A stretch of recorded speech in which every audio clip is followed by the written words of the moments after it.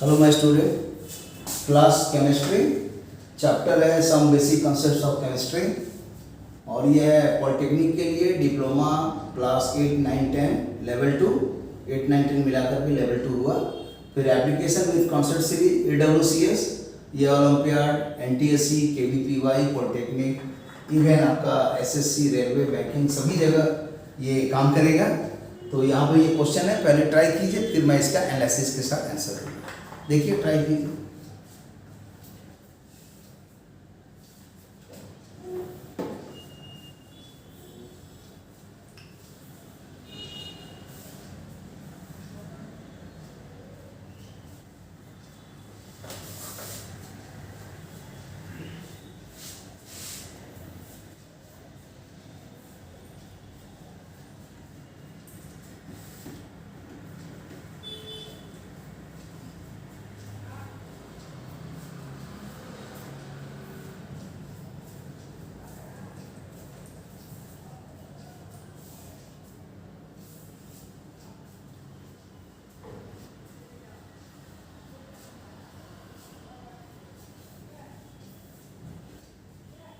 ठीक है, इसको देखिए एनालिसिस करते हैं।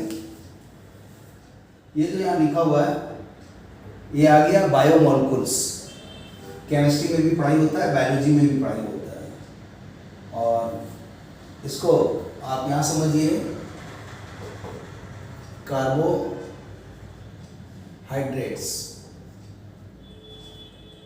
यहाँ ब्रेक कर देते हैं। कार्बो का मतलब होता है C और हाइड्रेट का मतलब होता है वाटर। अगर इसका संख्या हम लिख दें y और इसका लिख दें x, इसको क्रॉस कर देंगे, ये हो जाएगा CX H2O y। ये एकदम प्रिमिटिव में शुरू में कार्बोहाइड्रेट का फार्मूला चलता था और अभी ऐसा नहीं है कि सारा कार्बोहाइड्रेट इस रूल को फॉलो करेगा, लेकिन फिर भी इसको देख करके आप समझ सकते हैं कि मतलब बेसिक में ऐसा आता है। इवन ये KG नर्सरी क्लास में पढ़ाया जाता है कि कार्बोहाइड्रेट में कौन कौन एलिमेंट रहते हैं।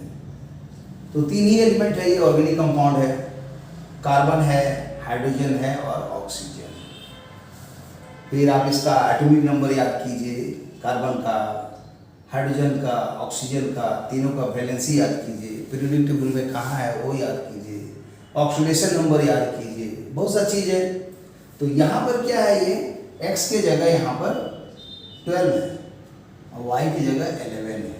यहाँ लिख देंगे C12 H2O 11। ऐसे को जब ब्रेक करेंगे तो C12 H22O 11, यही वाला यहाँ लिखा हुआ है शुगर। और ये शुगर जो है डाइसैकेराइड कहलाता है, मोनोसैकेराइड नहीं है, डाइसैकेराइड। और यही कभी कभी फंक्शनल ग्रुप रखता है एल्डिहाइड, कभी रखता है कीटोन। तो जब ये एल्डिहाइड ग्रुप रखेगा तो एल्डिहाइड को ऐसे लिखते हैं और कीटोन को ऐसे लिखते हैं।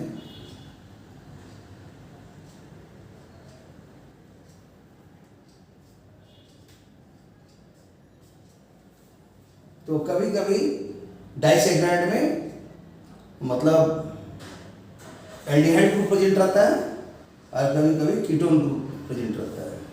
तो जब ये वाला प्रेजेंट रहेगा डाइसैकेराइड में तो उसको बोलते हैं ग्लूकोज, और जब ये रहेगा तो फ्रुक्टोज। और यही वाला जो है कितना दे रहा है, 1.71 ग्राम एक आदमी अपने चाय पीने के दरमियान में, चाय में मिठास आए तो चीनी चाहिए, तो ये चीनी 1.71 ग्राम मिला रहा है। फिर इसमें लिख रहा है कि नंबर ऑफ कार्बन एटम्स कितना है। तो ये मोल कॉन्सेप्ट चैप्टर से जुड़ा हुआ है और यही some basic concept of chemistry के ही अंदर का है। तो सबसे पहले तो इसका मोलिकुलर वेट निकालना होगा। तो निकाला जाए कि मॉलिक्यूलर वेट ऑफ शुगर, वो भी कैसा शुगर, C12 H22O 11 कितना होगा। इसको शॉर्ट में मोलिकुलर वेट को M लिखिए, नहीं तो MO लिखिए। M हम इसलिए नहीं लिख रहे हैं कि M लिखने से लग रहा है कि मोलरिटी, मोलिकुलर वेट के लिए एम नॉट लिखिए, ज़्यादा अच्छा है। और ऐसे अगर चाहे तो आप एम भी लिखेंगे, कोई दिक्कत नहीं है फिलहाल के लिए, लेकिन जब सोल्यूशन में बनाइएगा मोलरिटी, नॉमिनलिटी, मोलरिटी, तो उस समय एम नॉट चलेगा, एम नहीं चलेगा, क्योंकि एम तो फिर मोलरिटी हो जाएगा सोल्यूशन का, तो ये ज़्यादा इफेक्टिव है। तो यहाँ देखिए कार्बन का याद करना पड़ेगा कि कार्बन का एटॉमिक वेट होता है 12, और ये कितना बार आया, 12 बार आया इसका फ्रीक्वेंसी, तो फ्रीक्वेंसी को पहले लिखेंगे और इसका एटॉमिक वेट सी का 12 होता है, वो यहाँ 12 लिख देंगे। और उसी तरह हाइड्रोजन का भी याद रखना पड़ेगा। तो हाइड्रोजन का एक होता है 1.008, लेकिन राउंड में 1 समझिए, तो फ्रीक्वेंसी कितना बार आया पहले, फिर ये बाद में, फिर ये फ्रीक्वेंसी 11 है पहले और ये बाद में आएगा। ऑक्सीजन का होता है 16 एटॉमिक वेट। तो मैंने अलग से आपको कार्बन, हाइड्रोजन, ऑक्सीजन का एटॉमिक वेट याद रखना चाहिए, जो हम यहाँ पर लिख दे रहे हैं कि एटॉमिक वेट, और यहाँ लिख दे रहे हैं एलिमेंट। एलिमेंट में है कार्बन, एलिमेंट में है हाइड्रोजन, एलिमेंट में है ऑक्सीजन। तो कार्बन का एटॉमिक वेट 12 होता है, हाइड्रोजन का 1.008 होता है, लेकिन आप एक से काम चलाओ, और ऑक्सीजन का 16 होता है। तो ये याद रहना चाहिए। और भी जितने एलिमेंट हैं, 103 एलिमेंट है पीरियोडिक टेबल में, उसमें से कम 50 का याद कीजिए जो जो इम्पॉर्टेंट है। अब इसको मल्टीप्लाई कीजिए, 12 गुना 12 144, 22 गुना 1 हो गया 22, और ये मल्टीप्लाई कीजिए 16 इंटू 11, तो पहले 1 से मल्टीप्लाई करेंगे, फिर यहाँ आएगा 16, 176। फिर ये तीनों का ऐड करेंगे, यहाँ दिखा देते हैं 144, और उसके बाद देखिए क्या है 22, इसके बाद है 176। तो जैसे ही ऐड करेंगे 4 और 2 6, 6 6 12, एक बचा, फिर 7 और 1 8, 8 2 10, 4 12, रॉन्ग हो रहा है, 4 2 6, 6 6 12, एक बच गया, 7 और 1 8, 8 2 10, 10 4 14 आ गया, और ये हो गया 3, एक रिमेनिंग रह चुकी 342। और इसको लिख देंगे यहाँ पर, इसका यूनिट होता है AMU, एक्चुअल मोलिकुलर वेट का, लेकिन रिलेटिव के लिए यूनिट नहीं भी लिखेंगे चलेगा, ये है relative molecular weight.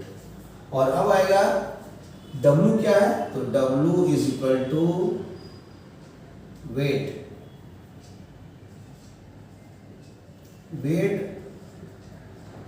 Of the sugar. कितना है, ये W है, कितना है वो 1.71 ग्राम हो गया। और निकालेंगे number of moles of sugar, इसको लिखते हैं N से, और N का फार्मूला होता है W divided by molecular weight. तो जैसे निकलेगा ये आंसर्स, तो अब उसके बाद और आगे बढ़ाएंगे तो पता लगाएंगे कि कितना नंबर ऑफ मॉलिक्यूल्स है। तो अब इसके और आगे लिख देते हैं कि नंबर ऑफ मॉलिक्यूल्स, माने कैलकुलेशन हम लोग एक ही बार करेंगे तो समय बचेगा। Number of molecules of C12H22O11, जब इसका नंबर ऑफ मोल n निकल जाएगा तो नंबर ऑफ मोलिक्यूल क्या होता है जानते ही हैं, एवोगाड्रो नंबर 6.023 10 का पावर 23, इतने ही मतलब इस कंपाउंड में रहेगा मॉलिक्यूल्स पर मोल। ये मोल कॉन्सेप्ट का बेसिक है। अगर ये एलिमेंट रहेगा मोनोटोमिक तब आएगा एटम, तब ये मोल होगा। अगर ये आयंस होगा, केटायंस, एनायंस या एसिड रेडिकल, बेसिक रेडिकल, तब भी ये मोल रहेगा लेकिन यहाँ आयंस आएगा। माने इसका नाम यहाँ पर आ सकता है molecule, atoms, ions, cations, acid radical, basic radical, और उसको नाम बोल सकते हैं कॉन्स्टिट्यूएंट्स। अब देखा जाए तो ये आंसर्स क्या हो जाएगा, एवोगाड्रो नंबर, Na बोलते हैं इसको। तो इसीलिए नंबर ऑफ मोल को मल्टीप्लाई करेंगे एवोगाड्रो नंबर से, वही इसका नंबर ऑफ मॉलिक्यूल्स होगा। तो n तो पता है कि W बाई मोलिकुलर वेट है, और Na पता है, उसका वैल्यू बैठा देंगे तो ये आंसर आ जाएगा। लेकिन हमको नंबर ऑफ मॉलिक्यूल्स नहीं निकालना है इसका, हम लोग को निकालना है कि नंबर ऑफ कार्बन एटम्स कितना है जो इतना चीनी मिलाया गया। तो जब ये कंपाउंड देख रहे हैं तो ये कंपाउंड की फार्मूले से ही लग रहा है कि C12 है, H22 है, O11 है। तो अगर इसके आगे कुछ नहीं लिखा हुआ है तो ये शो कर रहा है 1 मॉलिक्यूल। तो एक मॉलिक्यूल में कार्बन एटम कितना है, 12 तो, हाइड्रोजन कितना एटम है, 22 है, और ये जो है 11 है। तो जो सफिक्स में लिखा रहता है ये constituents carbon, hydrogen, oxygen show करता है कि 12 एटम्स है, 22 एटम है, 11 एटम है एक मॉलिक्यूल में। ठीक है, तो यहाँ नंबर ऑफ मॉलिक्यूल निकल गया। तो अब लिख सकते हैं नंबर ऑफ कार्बन एटम्स। तो नंबर ऑफ कार्बन एटम्स, वो भी किस में, तो इस शुगर में number of carbon atoms in the sugar, जो यहाँ शुगर हम लोग को फार्मूला में लिखा हुआ है। तो कितना होगा, 12 से मल्टीप्लाई करना पड़ेगा। यहाँ आ जाएगा 12 multiplied by W by m0 और इनटू में Na। और अब कुछ नहीं कर रहे हैं, इस वैल्यू को बैठा देंगे, सॉल्व कर देंगे तो आंसर निकल जाएगा। तो उस आंसर्स को भी कोशिश करते हैं दिखाने का। तो देखिए यहाँ पर जगह तो कम है, थोड़ा मिटाते हैं। तो देखिए इधर का मिटा देते हैं,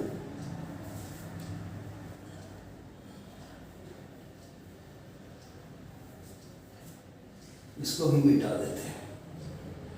अब देखिए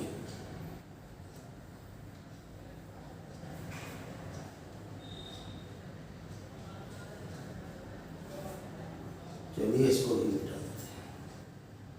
ठीक है, अब देखा जाए, जरूरत पड़ेगा तो उसको ही मिटा देंगे लास्ट में।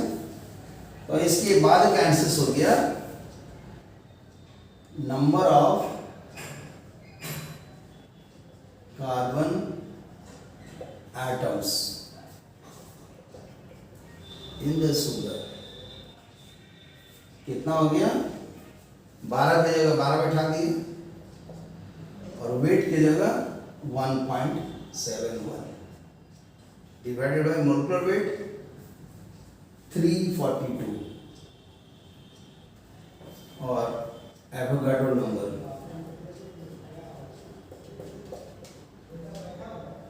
अब ये कैलकुलेशन पार्ट है, चाहे तो अपने भी कर सकते हैं, लेकिन चलिए थोड़ा हिम्मत करते हैं, थोड़ा बना के दिखा देते हैं। इसको लिखेंगे 12, ये दोनों मिलता जुलता है तो 171 लिख दे रहे हैं, और ये 10 का पावर में -2 लिख दे रहे हैं। मतलब क्या है, जब कभी भी बड़ा नंबर, छोटा नंबर मल्टीप्लाइड और डिवाइड हो तो लॉ ऑफ एक्सपोनेंट का यूज कीजिए, और साथ में साइंटिफिक नोटेशन का यूज कीजिए। वो क्या होता है कि x इंटू 10 का पावर i, दुनिया का सारा नंबर बड़ा हो या छोटा हो, इस फॉर्म में लिखा जाता है, जहां पर कि x क्या होगा, वेयर x हमेशा 1 से बड़ा होगा, या 1 भी हो सकता है लेकिन 10 से छोटा होगा, और i जो होगा ना इंटीजर्स होगा, i जो है इंटीजर्स। ठीक है, तो इसी रूल को फॉलो कीजिए। तो अब देखा जाए, वो स्टैंडर्ड फॉर्म है साइंटिफिक नोटेशन का नंबर का, ये क्लास 7-8 में पढ़ाया जाता है मैथ में। अब यहाँ पर आ गया, इसको ऐसे लिख देंगे 6.023, साइंटिफिक में है ही, ये भी साइंटिफिक में है ही। कैसे है साइंटिफिक देख लीजिए, आना चाहिए था 1 और 10 के बीच में, तो लिखा ही हुआ है 6.023 और ये लिखा हुआ मतलब साइंटिफिक में लिखा हुआ है। और ये अभी साइंटिफिक में नहीं है, लेकिन हमने अपना सुविधा के लिए लिखा है ऐसे, जिससे कि ये कट जाएगा तो आराम से इसको लिख सकते हैं कि ये इससे कट गया, ये इससे कट गया तो 2 आ गया, और ये इससे कट गया तो 6 हो गया।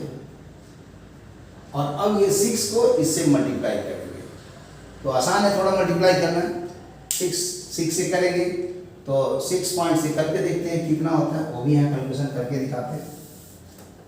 मतलब क्या है, कैलकुलेशन भी आप ही को करना है। यही कैलकुलेशन पार्ट सिखाया जाता है लेवल 1 में। लेवल 1 का मतलब हुआ आप पढ़ रहे हैं लेवल ये है 2, 8, 9, 10, और इससे नीचे जो क्लास है 7, 6, 5, 4, 3, 2, 1 से 7 7 साल, और उसके नीचे 0, -1, -2, 0 कौन हो गया, मतलब बोल सकते हैं उसको UKG, और जो 0 के नीचे और आया -1 वो LKG, और उससे नीचे आ गया नर्सरी।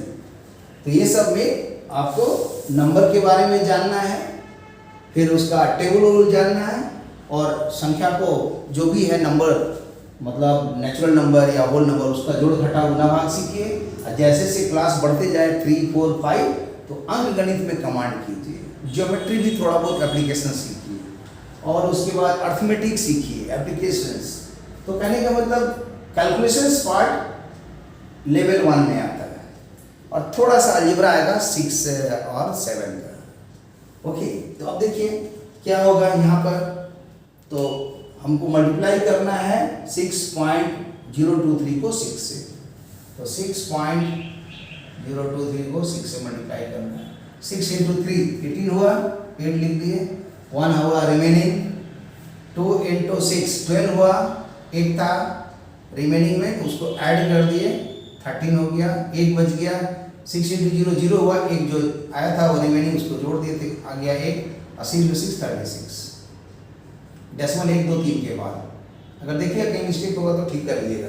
6 × 3 18, 1 बच गया।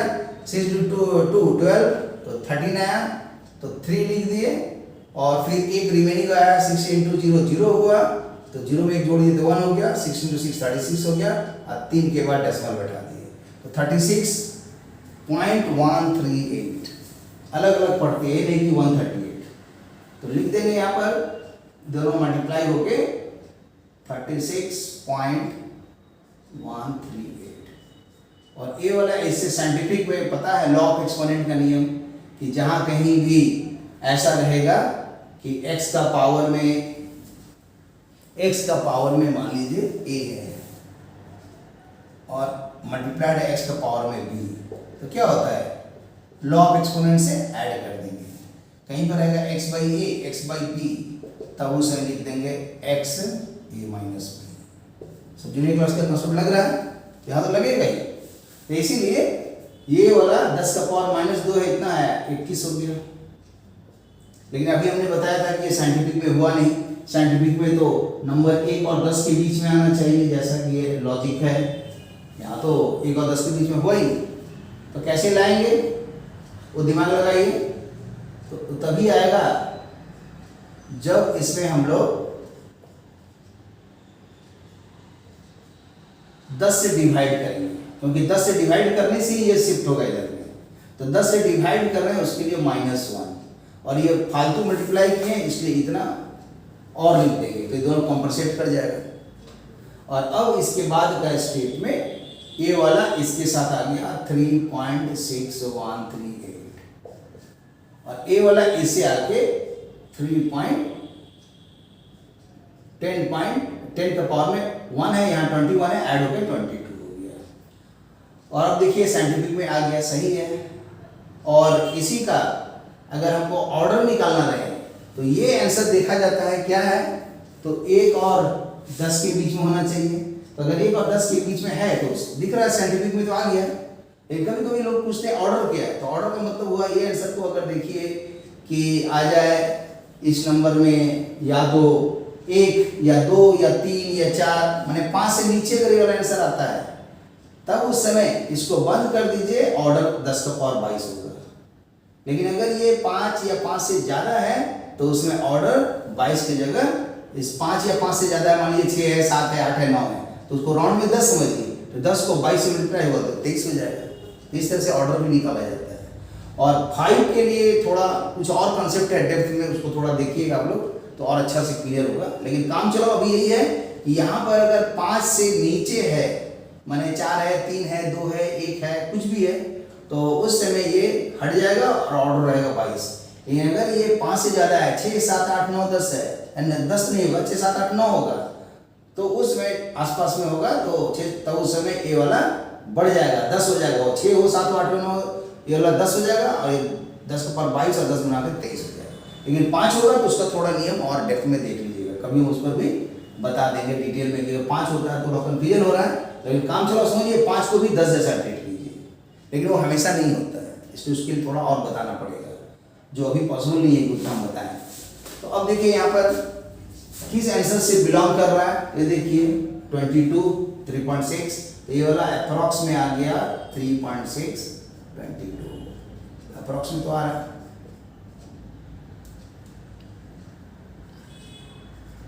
तो इसीलिए आंसर इसमें हो गया, समझिए ए आंसर हो गया।